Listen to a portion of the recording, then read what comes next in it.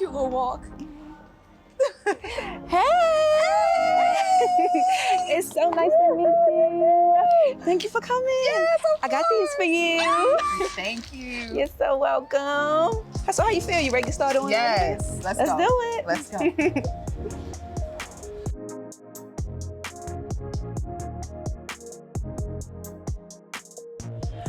I think you should. It can't be planned. I can't say next November because when next November comes, I'm not going to be. It's gonna be another reason. It'll be something else. I feel like I need inspiration, and I can't get the inspiration I need from here. Also, when you are in one place for so long and you're doing all the things you are doing, it's like, what's next? And it's like you can't grow but so much in the same space. Also, can I ask, how do I come to your table and not get in the way? You're Sure? That's perfect. I don't want to interrupt though. These are the two drinks you ordered from the bar, mojitos, kayak Thank you. But we still got another cocktail coming. So Very good. It's so many men that's not used to being emotional. And like you said, my energy, I bring that energy even to men. I've had a lot of men tell me that I intimidate them all for nothing. It could just be simply because of the way I think. Well, nigga, that means you need to think the same way. You intimidated. I'm not here to intimidate you. I'm trying to help you. Perfect. Thank you. That looks great. Bone apple teeth.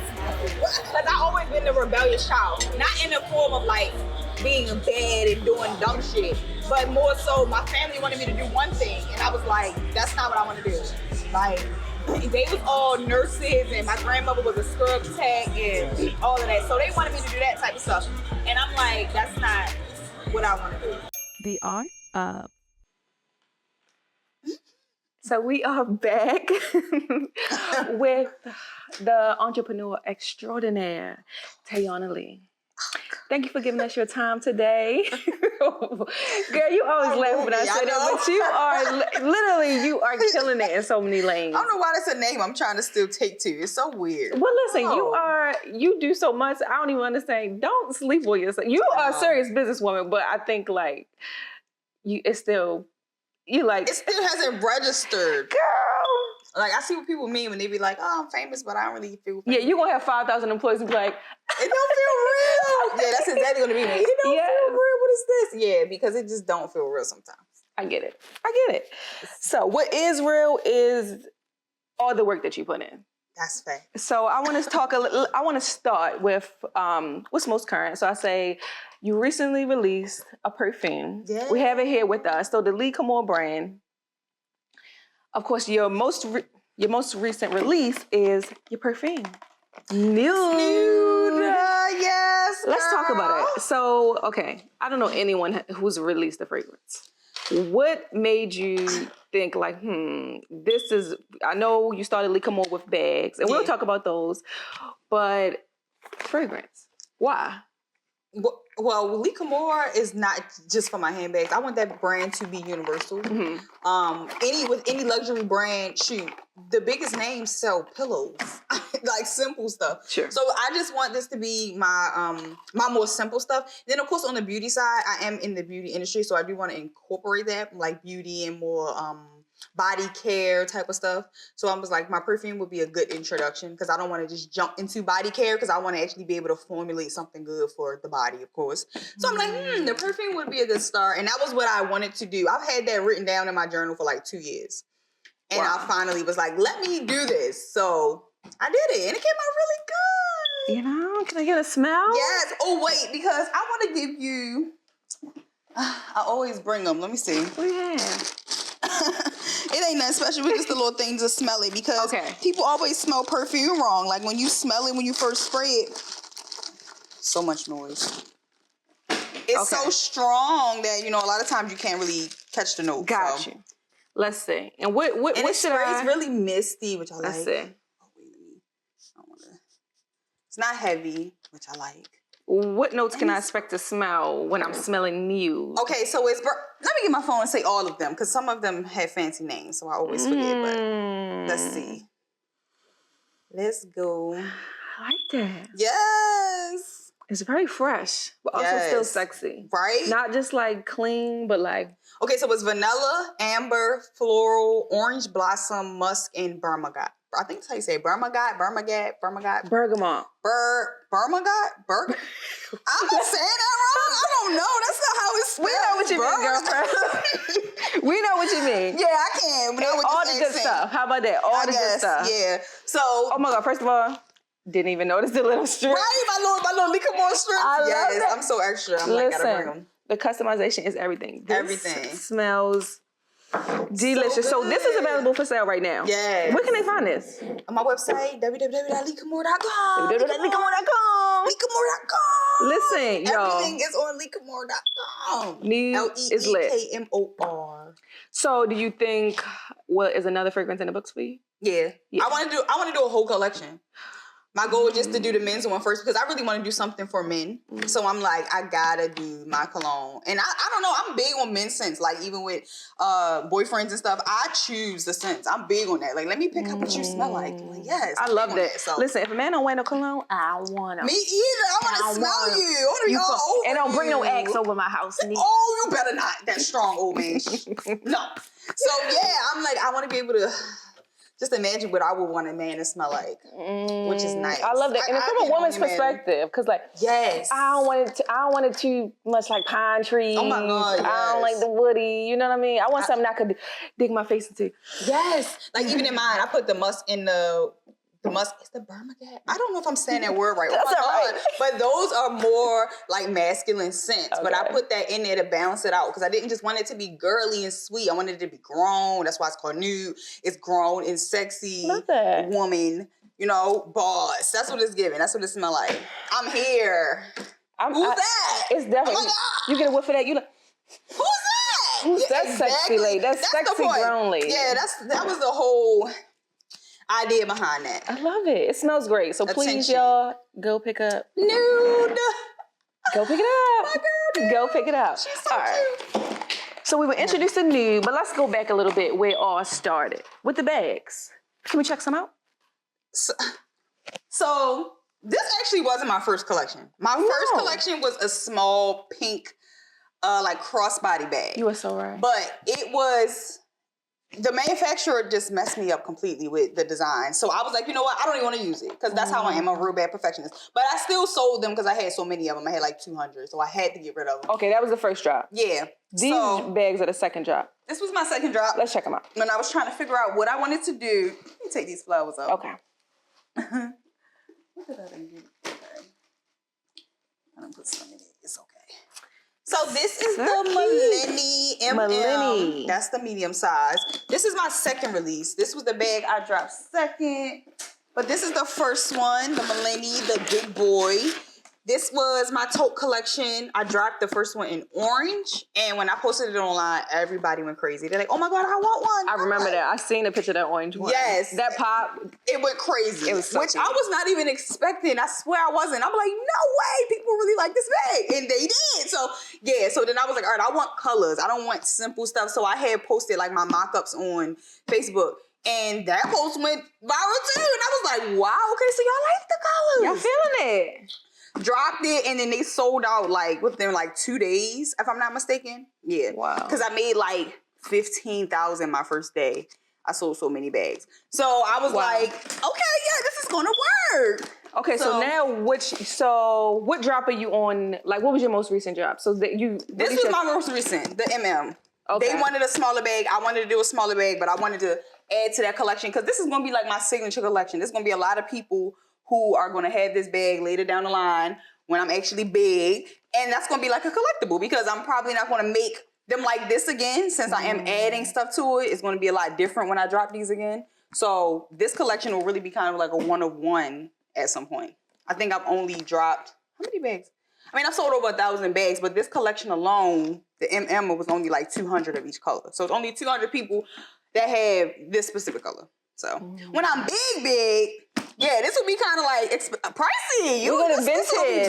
Yeah. You can be able to buy this off the internet for a lot more than what they was passing it down like, Mom, can I have your Lickamore bag? Yes. No, girl. And I see them everywhere, and that's still so shocking. It don't matter where I go, somebody always like, I see your bag. I see your bag. Ooh. We falling? We're going to just keep going. So they'll be like, I seen your bag. And I just be like, oh my God. They'll send me pictures or somebody. Like, I seen somebody anywhere. It's crazy. I've shipped orders all over the United States. So many places I didn't even expect, honestly. It's been kind of crazy. So the brand did start with the bags, because I know you have clothes as well. Yeah, it started with my clothes. Clothing, okay. So tell me a little bit about those. I had sweatsuits. Okay. I didn't really like them, so I got them. I sold them. Yeah. Okay. And then I did my dress, which was it's called the body. What is it? I got so many products. Sometimes I forget. What is it? It is I called it a Get Me Body dress because it's like so fitted. It was snatched. It's snatched the whole body. Yeah. So I called it a Get Me Body dress. That one did so good. And people still wear that. I just posted somebody in it the other day. They still buy it. They still ask about it. So I really want to do that in more colors because that's just a simple dress, but it looks so good. You can dress it up or you can dress it down. Absolutely. Nice. And then from there, when I did that dress, I had these shoes. I had dropped a bunch of heels. I love heels. I'm a big boot girl. So any kind of boot is my thing. So I dropped probably 4 boots. They did really good. A lot of them matched my purse because I had something that was orange and black. I did not know about the boots. How did I miss boots? And I forget about the boots sometimes myself, which is crazy. I'd be like, I forgot you sold all of this stuff, girl. No, what? Literally, like the boots. Yeah. People still ask me. Your whole fit, you could be out. Look, when you get the fit, girl? Look more. Listen, first of all, my first product before Lee Moore, I sold edge control. Because I was always the girl with ponytails and stuff. People always loved my edges, and I was just one of them. So I sold edge control. People still ask me about this edge control. It's so funny. I sold so much stuff. Literally. So, okay. What was the first thing you sold? I want to start there because I've been missing some stuff. My first ever product was the edge control. Okay. And then I dropped some flat irons. They were like bedazzled flat irons. They were so pretty. So it's always and beauty. Beauty and fashion. And in beauty and fashion. Always. So that's really your brand. Literally. And then it went from that to me starting makeup. That's when I got into my services. And I graduated from high school in cosmetology. So I was already doing that. I just was tired of it. I graduated doing that and I didn't want to do it no more. Gotcha. So when I got a little older, I'm like, okay, we can get into makeup. I like makeup. I was doing makeup looks at home. That's when I started YouTube. And I should have took YouTube serious then because for whatever reason, they threw me straight in the algorithm. I don't know what it was. My videos was doing so good every time. I just couldn't stay consistent for whatever reason. So I started YouTube and then I went from doing my own makeup. Then everybody was asking me like, well, can you do my makeup? And I'm like, let's do it. Okay. Started doing makeup. I actually started teaching one-on-one classes. And what year did you start teaching? Because I know you teach multiple things now. So I've seen your makeup classes. I've seen you teach brows. And of course you do mentorship. Right. Literally. I do everything. Literally. That was like 2020. Wow. Yeah, that was like 2020. Like a year after I started doing makeup, they was asking me like to teach them. So I would do like one-on-ones. The skills there, honey. They recognize it. They recognize it. Yeah, it was quick.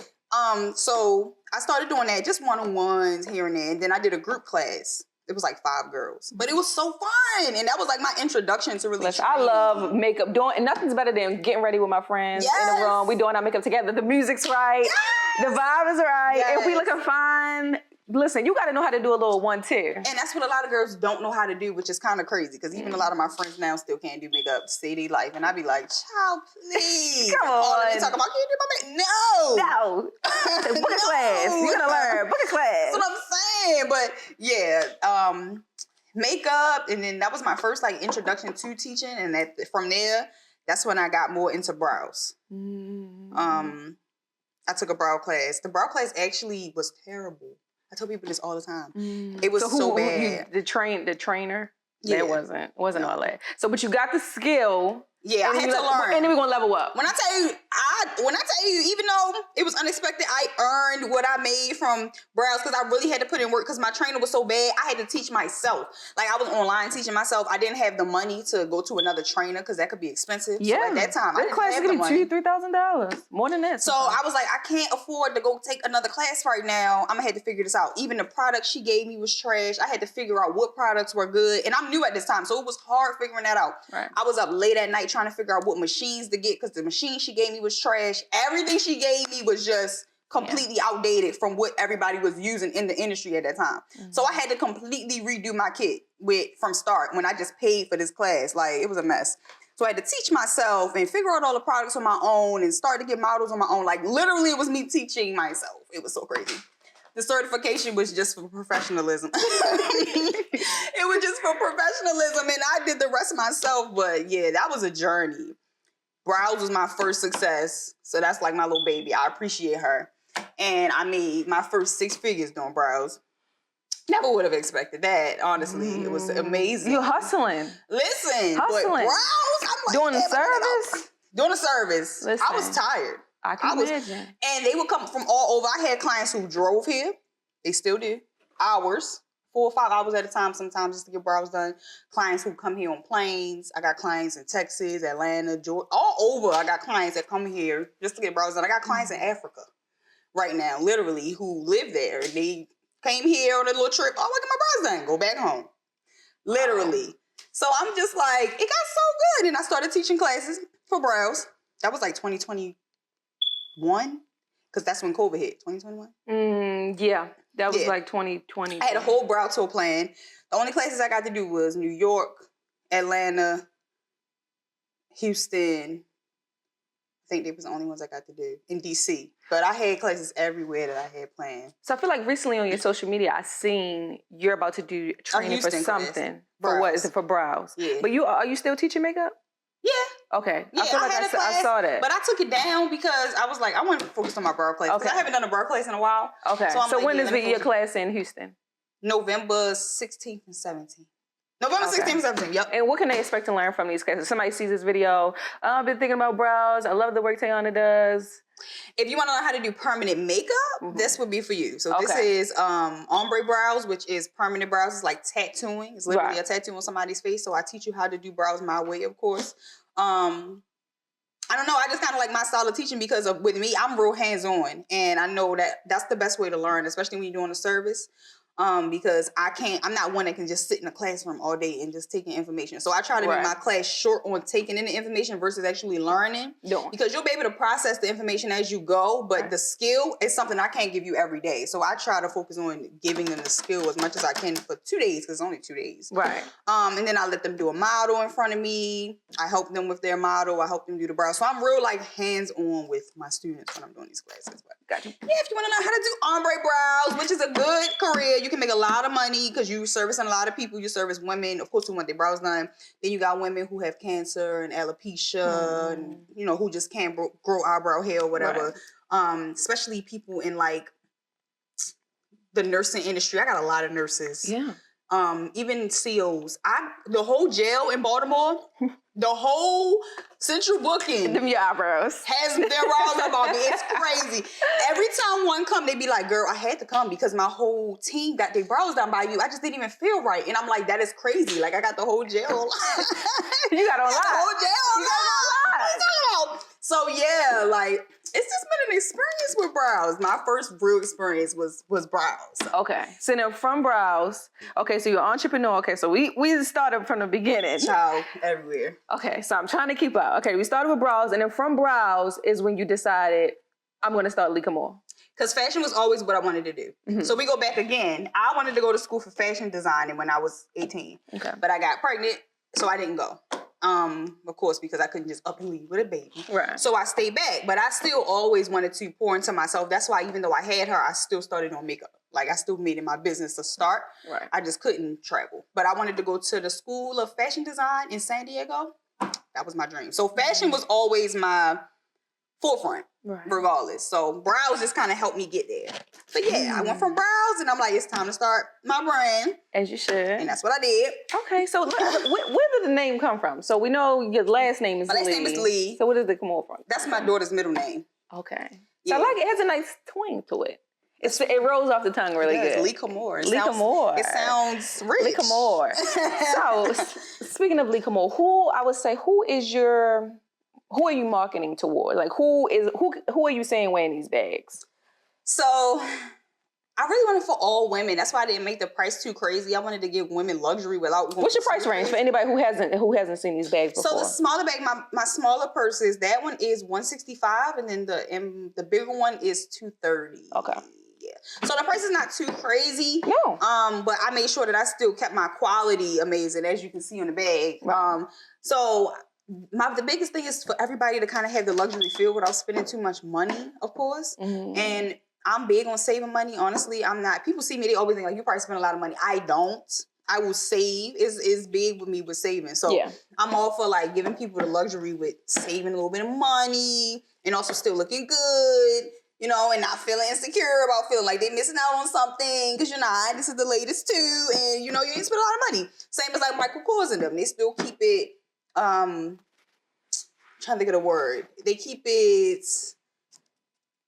What is the word? In the middle. They just keep it, you know, in the middle for everybody to enjoy. Okay. You know, so that's mostly what I wanted to do. And I've always wanted to be in fashion anyway. So that was my biggest thing, kind of being in fashion.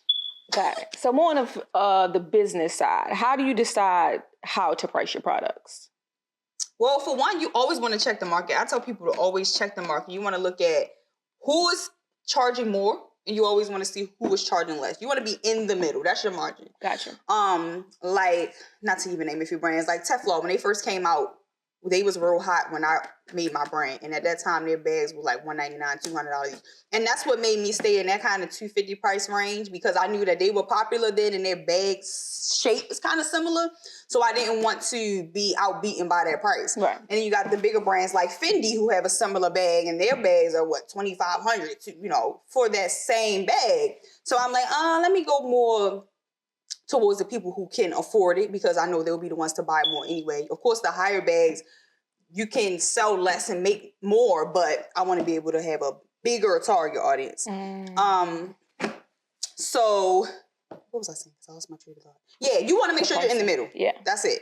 You want to check all brands. I'm big on checking brands that you can't compete with. People always say, oh, don't look at your competition. Look at your competition. What you talking about? You need to see how they marketing. You need to see how they branding. You need to see how they communicating with their customers. You need to see how they're communicating with the people just on the internet, how they're interacting. If you see them in other people's comments, you want to pay attention to that, because they'll be able to tell you how you should market to other people. Period. You don't want to copy them, but you do want to take notes from them, you know. My photography, if you ever go on my business page, it's not the best, but a lot of my photography is a lot more professional. I kept it clean. I keep it more high-end looking, and I noticed because that. I don't want it to look like a mediocre brand. Even though I'm starting out, I just don't want to give that illusion that I'm a cheap, mediocre brand. So, and I paid attention there from watching Louis Vuitton and Fendi, those brands. You ever go on their Instagrams, it's clean and straight to the point. It's not all the extra and no, it's just straight to the point. And that was my biggest thing. I wanted this to look clean, even my website. Clean, straight to the point. I don't need a bunch of dramatics. I need y'all to be able to see what I'm selling clear as day and to know that this is a professional brand. The pictures are nice. The product photography is nice. It's not just thrown together. Yeah.